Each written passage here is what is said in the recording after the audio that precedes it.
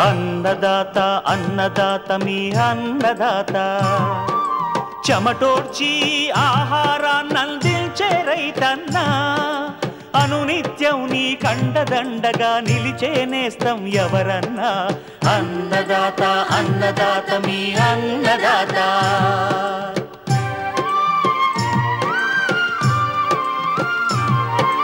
నూతన రీతుల సాగుబడికి నూరింతలు పెరిగే దిగుబడికి సూచనలిచ్చే సస్య రక్షణకు పశు పోషణకి శాస్త్ర విజ్ఞానం అందించి ముందుకు నడిపే తెలుగు రైతు భారతదేశానికి మకుటం అయ్యేలా తీర్చిదిద్దే ఆశయంతో మిమ్ము మేలు కొలిపేది అన్నదాత అన్నదాత అన్నదాత మీ అన్నదాత అన్నదాత అన్నదాత మీ అన్నదాత.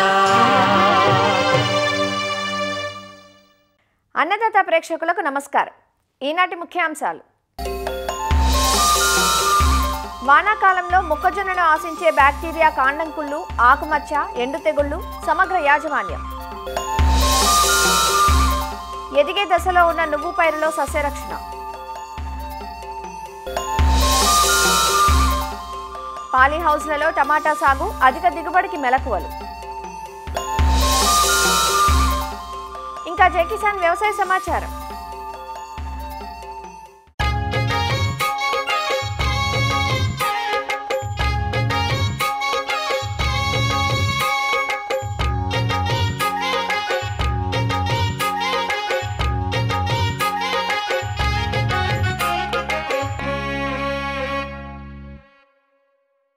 వానాకాలంలో అధిక విస్తీర్ణంలో సాగయ్యే ఆహార ధాన్యపు పంటల్లో ఒకటి మొక్కజొన్న. గింజ కోసం, మేత కోసం వాణిజ్య శైలిలో మొక్కజొన్నను సాగు చేస్తారు.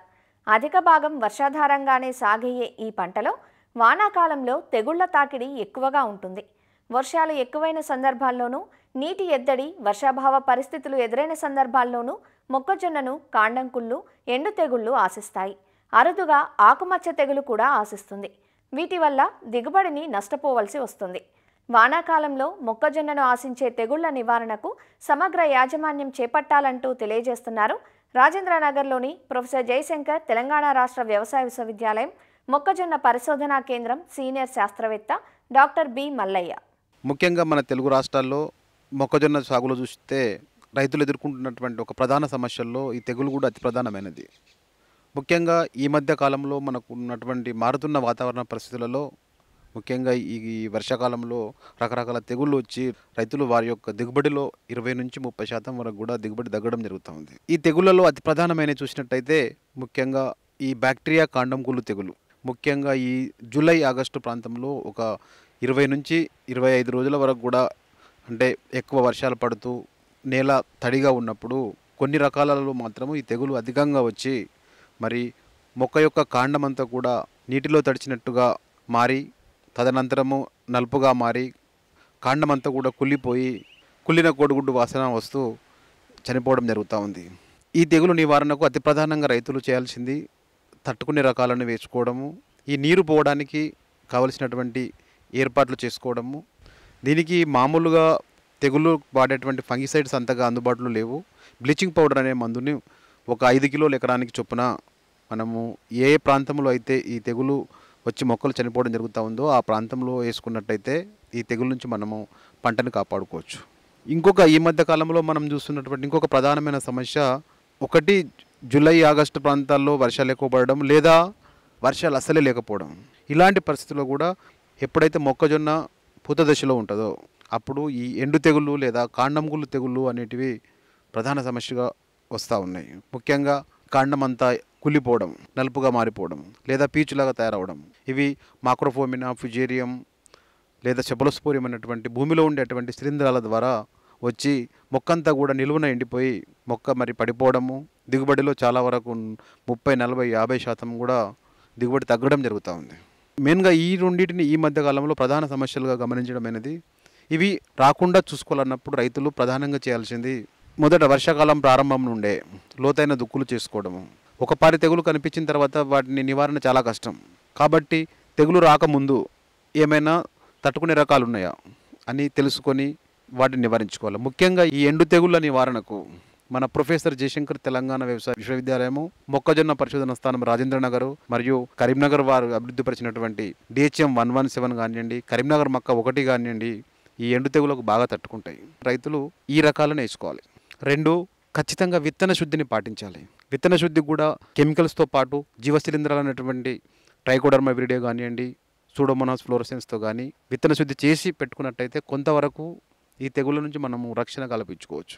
అంతేకాకుండా ఈ జీవశిలీంధ్రాలని మన పేడపై, మాగిన పశువుల పేడపైన అభివృద్ధిపరచుకొని దుక్కిలో వేసుకోవడం ద్వారా కూడా కొంతవరకు ఈ భూమిలో ఉండే తెగుల్ని తగ్గించి పొలంలో తెగులు రాకుండా చూసుకోవచ్చు. అట్లాగే ప్రధానమైనటువంటి యాజమాన్య పద్ధతులు, నీటి యాజమాన్యం సరైన మోతాదులో, ముఖ్యంగా మొదటి నెల రోజులు లేదా 2 నెలల వరకు నీరు ఎక్కువగా లేకుండా చూసుకోవడము, తర్వాత పూత దశ నుంచి పూత అనంతరము ఎలాంటి నీటి ఎద్దడి లేకుండా చూసుకోవడం ద్వారా కూడా మనం ఈ తెగులను తగ్గించుకోవచ్చు. అలాగే సరైనటువంటి ఎరువుల యాజమాన్యం, ముఖ్యంగా తెలంగాణ ప్రాంతంలో రైతులు ఈ పొటాషియంను కొద్దిగా పెద్ద మొత్తంలో వాడడం లేదు. పొటాషియంను సరైన మోతాదులో వాడినప్పుడు కూడా ఎండు తెగుళ్ళ నుంచి కొంతవరకు మనకు మొక్కజొన్నను రక్షించుకోవచ్చు. చివరి అస్త్రంగా పూత దశ అనంతరం కూడా మొక్కలు ఎండిపోతున్నట్టు గమనించినట్టయితే ఈ బ్లైటాక్స్, కాపర్ ఆక్సిక్లోరైడ్ లాంటి మందును తీసుకొని 3 గ్రాముల లీటర్ నీటి చొప్పున నీటి ద్రావణంలో కలుపుకొని ఏ ప్రాంతంలో అయితే మొక్కలు చనిపోతూ ఉన్నాయో ఆ ప్రాంతంలో డ్రించింగ్ చేసుకోవడం, మొక్కల మొదలను తడపడం ద్వారా కూడా కొంతవరకు నివారించుకోవచ్చు. ఈ విధంగా సమగ్ర యాజమాన్య పద్ధతులను పాటించినట్టయితే మనకి వర్షాకాలంలో వచ్చేటువంటి ప్రధానమైన తెగుళ్ళని మనము నివారించుకోవచ్చు. అలాగే ఇంకొకటి, కొన్ని రకాల హైబ్రిడ్స్లో మొక్కజొన్నలో ముఖ్యంగా ఈ ఆకుల మీద కోలాకారపు మచ్చలు, గోధుమ రంగు మచ్చలు రావడం కనబడుతూ ఉంది. ఇది అంత పెద్ద మొత్తం లేనప్పటికీ కొంచెం కొంచెం కనబడుతూ ఉంటుంది. ఇది వచ్చినప్పుడు మనము ఈ మ్యాంకోజెబ్ 3 గ్రాముల లీటర్ నీటికి లేదా కార్బన్ డైజిమ్ 1 గ్రాము లీటర్ నీటికి చొప్పున పిచికారి చేసుకున్నట్టయితే ఆ ఆకుమచ్చ తెగులను కూడా తగ్గించుకొని దాదాపుగా మొక్కజొన్నలో మంచి దిగుబడులు పొందవచ్చు.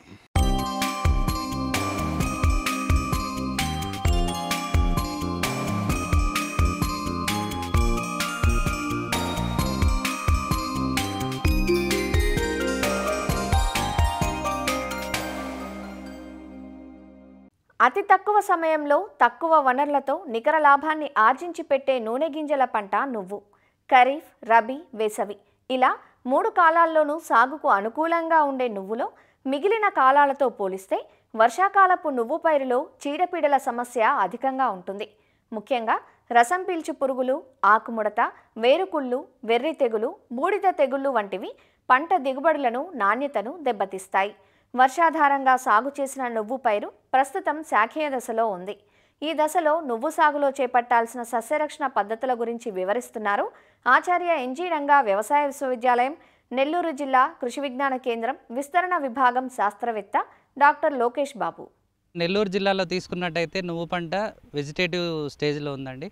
ఈ వెజిటేటివ్ స్టేజ్లో ముఖ్యంగా ఆశించే పురుగులు వచ్చేసి రసం పీల్చే పురుగులు, పిల్ల తల్లి పురుగులు ఆకుల అడుగు భాగాన చేరుకుని రసాన్ని పీల్చేసి ఆకులు ఎండిపోయే విధంగా చేస్తాయి. ఈ ఆకులు వాలిపోయి అలాగే ఎండిపోవడం అనేది కూడా జరుగుతుంది. తెల్ల నల్లి ఏం చేస్తుందంటే ముదురు ఆకుపచ్చ రంగుకు ఉన్న ఆకుల్లో చేరుకొని ఆ రసాన్ని పీల్చేసి ఆకులు అనేది ముడుచుకుని పోయి దోనె ఆకారంలోకి మారిపోవడం అనేది కూడా జరుగుతుంది. వీటి నివారణ చర్యలు తీసుకున్నట్టయితే డైమిథోయేట్ అనే మందును 2 ml 1 లీటర్ నీటికి కలిపి పిచికారీ చేసుకున్నట్టయితే కంట్రోల్ చేసుకోవచ్చు. అలాగే మనకు తెల్ల నల్లి నివారణ కొరకు డైకోపాల్ అనే మందు 3 ml లేదా డైమిథోయేట్ అనే మందు 2 ml, అలాగే వేప నూనె అది 5 ml 1 లీటర్ నీటికి కలిపి పిచికారీ చేసుకోవచ్చు.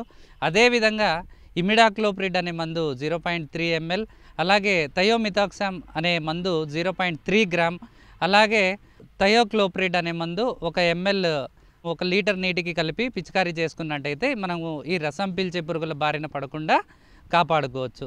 ఈ ఆకుముడత పురుగు 2 దశల్లో మనము అబ్జర్వ్ చేయొచ్చు. ఒకటి, ఈ ఆకుముడత పురుగు అనేది గొంగలి పురుగు దశలో ఉన్నప్పుడు ఏం చేస్తుందంటే ఈ 2-3 ఆకుల్ని కలిపి ఒక గూడుగా చేసుకొని అందులో పచ్చ పదార్థాన్ని తినేసి ఆకుల్ని ఎండిపోయేలాగా చేస్తుంది. ముదురు పురుగులు ఇవి పెరిగే కొద్దీ ఒక 4-5 ఆకుల్ని కలిసి అలాగే మనకు కాయల్ని కూడా తినడం అనేది స్టార్ట్ చేస్తాయి. ఇది రావడం వల్ల మనకు తాలుకాయలకు కూడా ఏర్పడతాయి. సో వీటి యొక్క నివారణ కోసం మనము క్వినాల్ఫాస్ అనే మందు 2 ml 1 లీటర్ నీటికి కలిపి పిచికారీ చేసుకోవచ్చు. క్లోరిపైరిపాస్ అనే మందు 2.5 ml 1 లీటర్ నీటికి కలిపి పిచికారీ చేసుకోవచ్చు.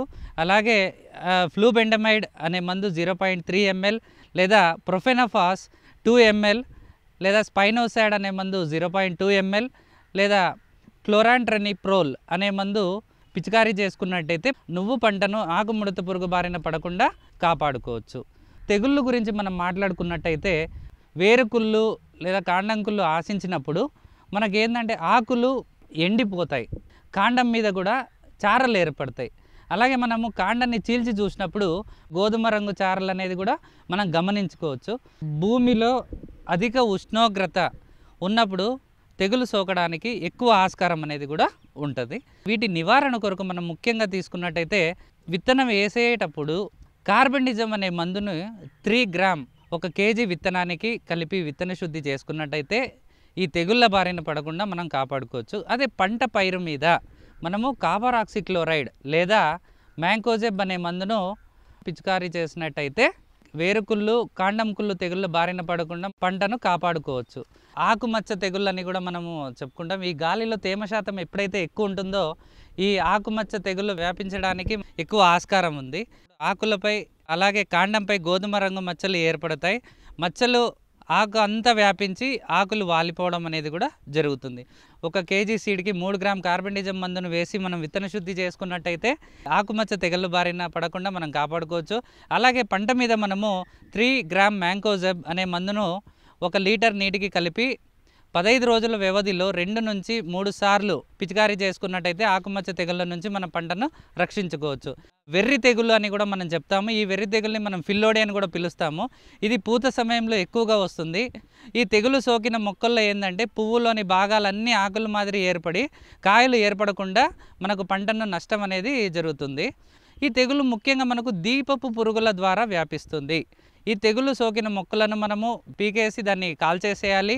ఈ దీపపు పురుగుల్ని నివారణ కోసం డైమిథోడ్ అయిన మందు 2 ml 1 లీటర్ నీటికి, అలాగే ఇమిడాక్లోప్రిడ్ అనే మందుని 0.3 ml లేదా థయోమిథాక్సామ్ అనే మందు 0.3 గ్రామ్ లేదా థయాక్లోప్రిడ్ అనే మందుని 1 ml 1 లీటర్ నీటికి కలిపి మనం పిచికారీ చేసుకున్నట్టయితే నివారించుకోవచ్చు.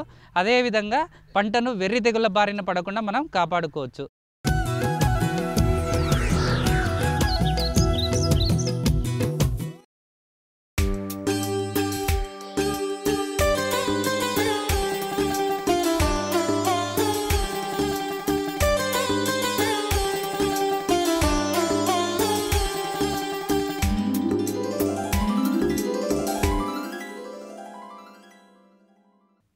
ఆధునిక యుగం అందించిన శాస్త్ర సాంకేతిక పరిజ్ఞానం వ్యవసాయ రంగంలోనూ ఎన్నో అద్భుతాలను ఆవిష్కరించింది.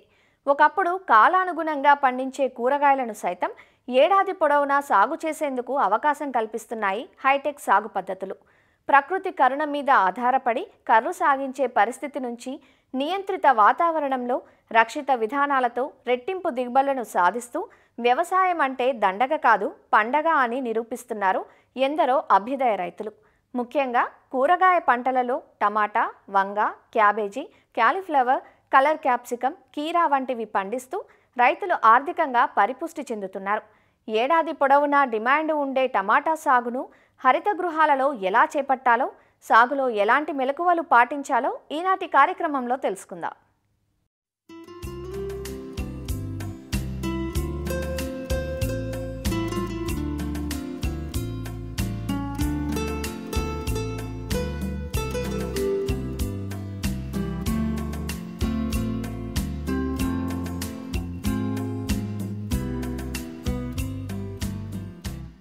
ఏళ్ల తరబడి సాగుతున్న సంప్రదాయ సాగు విధానాలతో వ్యవసాయం లాభసాటిగా ఉండటం లేదన్నది సగటు రైతు ఆవేదన. గత దశాబ్ద కాలంలో రైతులకు పాలీహౌస్లలో పంటల సాగు లాభసాటిగా మారింది. ప్రభుత్వ రాయితీలను వినియోగించుకుని లక్షల ఖరీదు చేసే నిర్మాణాలను ఏర్పాటు చేసుకుని కూరగాయలు, పూలు, అధిక వాణిజ్య విలువలున్న పంటల్ని పండిస్తూ మంచి నికర ఆదాయాన్ని సొంతం చేసుకుంటున్నారు. హరిత గృహాల కింద సాగు చేసే కూరగాయల పంటల ఎంపిక అనేది గృహాల నిర్మాణం, పరిమాణం, ఆ పంట దిగుబడి, ఆర్థిక అంశాల మీద ఆధారపడి ఉంటుంది. ఈ నిర్మాణాలలో అన్ని రకాల పంటల్ని సంవత్సరం పొడవునా సాగు చేసుకునే అవకాశం ఉంది. ముఖ్యంగా నియంత్రిత వాతావరణంలో పండించే ఉత్పత్తులు నాణ్యంగా ఉండడంతో వీటికి మంచి ఆదరణ ఉంది. హరిత గృహాలలో టమోటా సాగును చేపట్టే రైతులు ముందుగా రకాల ఎంపికపైన దృష్టి సారించాలి. కాయ పరిమాణం, ఆకారం, రంగు, చీడపీడల్ని తట్టుకునే లక్షణాలతో పాటు ఎక్కువ కాపునిచ్చి అధిక దిగుబడులనిచ్చే హైబ్రిడ్ రకాలను సాగుకు ఎంచుకోవాలి.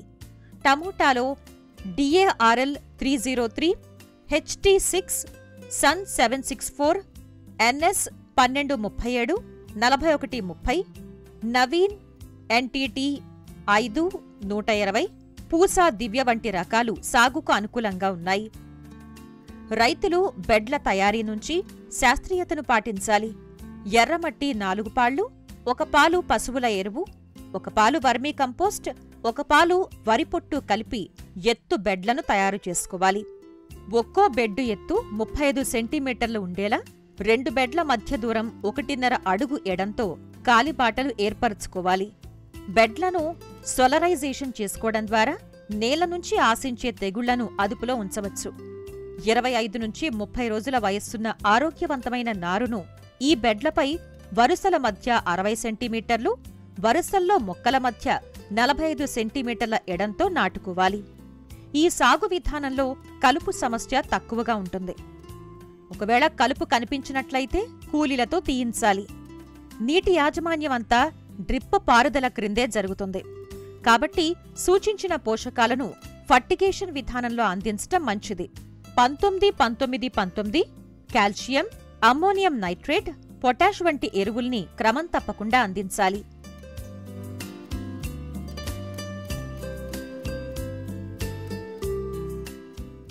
హరిత గృహాలలో టమోటా సాగు చేసే రైతులు దృష్టి పెట్టాల్సిన కీలక యాజమాన్యం పరాగ సంపర్కం. సాధారణంగా టమోటాలో ఎక్కువగా స్వపరాగ సంపర్కం జరుగుతుంది. కానీ నియంత్రిత వాతావరణంలో సాగును చేపట్టినప్పుడు గాలి ప్రసరణ తక్కువగా ఉంటుంది. కాబట్టి కూలీలను ఉపయోగించి పాలినేషన్ చేయించుకోవాలి. ఉదయం 8 గంటల నుంచి 9 గంటల వరకు తలుపును తెరిచి ఉంచటం ద్వారా తేనెటీగలు లోపలికి ప్రవేశించి కొంతవరకు సంపర్కం జరుగుతుంది. వైబ్రేటర్లను ఉపయోగించటం ఒక పద్ధతైతే, కూలీలను ఉపయోగించి కొమ్మలను కదిలించటం మరో పద్ధతి. పాలీహౌస్లలో 35 డిగ్రీల ఉష్ణోగ్రత, తేమ శాతం 60 ఉన్నప్పుడు మొక్కల పెరుగుదల ఆశాజనకంగా ఉంటుంది. ఉష్ణోగ్రతల్ని అనుసరించి పాలీహౌస్ లోపల వాతావరణాన్ని నియంత్రించాల్సి ఉంటుంది. మొక్కలు నాటిన నెల రోజులకు కొమ్మలు క్రింద పడిపోకుండా దారాలను ఉపయోగించి స్టేకింగ్ చేయాలి. ఈ విధంగా చేయటం వల్ల కాయలు నేలకు తాకకుండా ఉండి ఉత్పత్తులు నాణ్యంగా ఉంటాయి.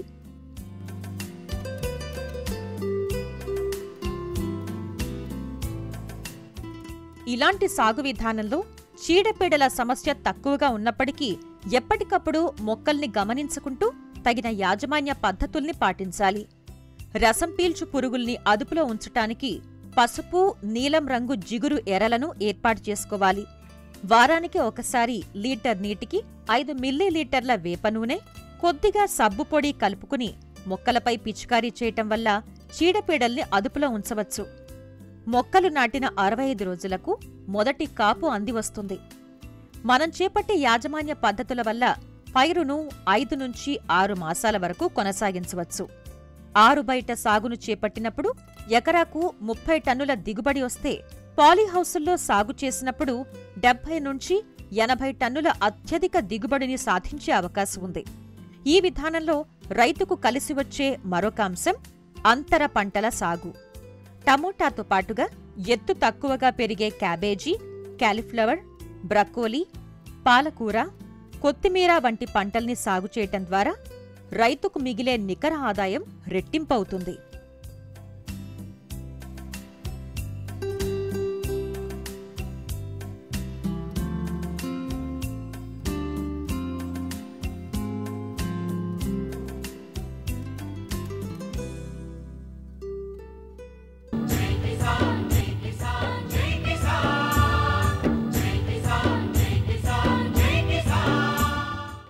వ్యవసాయ సమాచారం ఇప్పుడు జై కిసాన్లో చూద్దాం.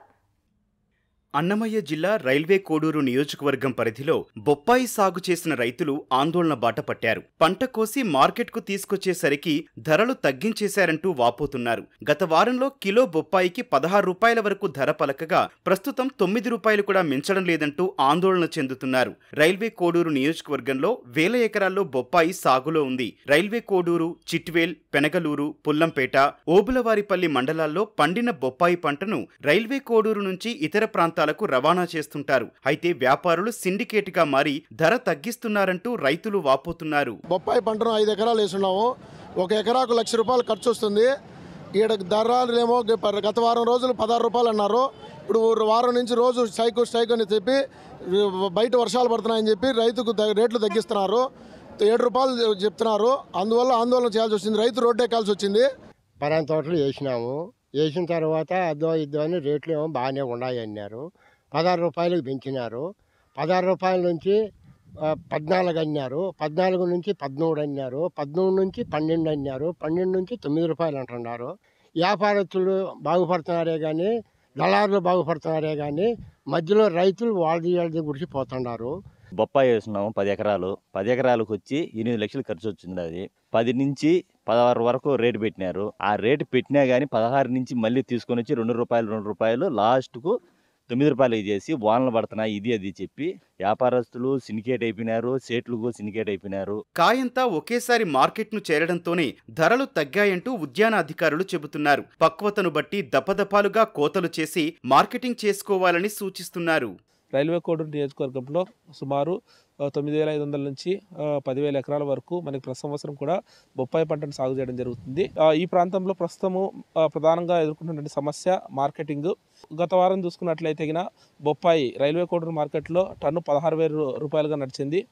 అది క్రమక్రమంగా 14,000 రూపాయలుగాను ప్రస్తుతము 13,000 రూపాయలుగా నిన్నటి వరకు కూడా మనకి ధరలు అనేవి నడుస్తూ ఉన్నాయి.